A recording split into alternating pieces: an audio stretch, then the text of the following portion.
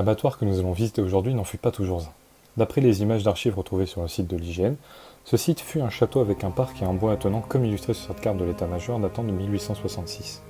Et ce n'est qu'à partir des années 1930 que l'on commence à avoir des vues aériennes du site qui est entre-temps devenu une ferme. Et c'est ensuite vers les années 50 que le lieu fut converti en abattoir qui tourna à plein régime jusqu'à sa fermeture vers la fin des années 80, début 90. De nombreuses rumeurs planent sur le site, et j'insiste sur des rumeurs qu'elles ont toutes été démenties plus ou moins par les gens de la région, mais cela rajoute un peu de folklore à ce lieu déjà plutôt glauque.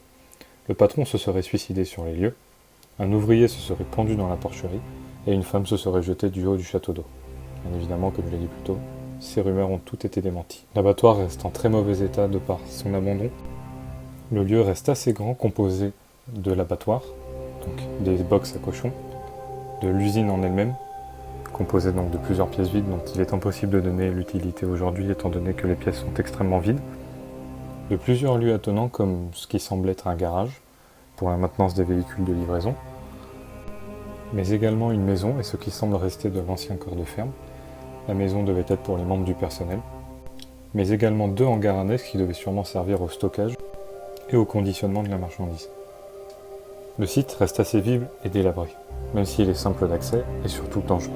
De nombreux trous dans le sol et un deuxième étage pour la partie droite du bâtiment, dont le sol est composé uniquement de tôle, et de tôle fragile et trouée. Les escaliers pour accéder au toit sont eux aussi en tôle, et quelques-uns d'entre eux n'étaient vraiment pas safe, ni accessibles. Du moins accessibles qu'en escaladant, ce que je vous déconseille bien évidemment de faire. Et ce que nous avons dû faire afin d'accéder au toit, pour avoir un beau panorama sur le reste du site et sur le paysage de la région.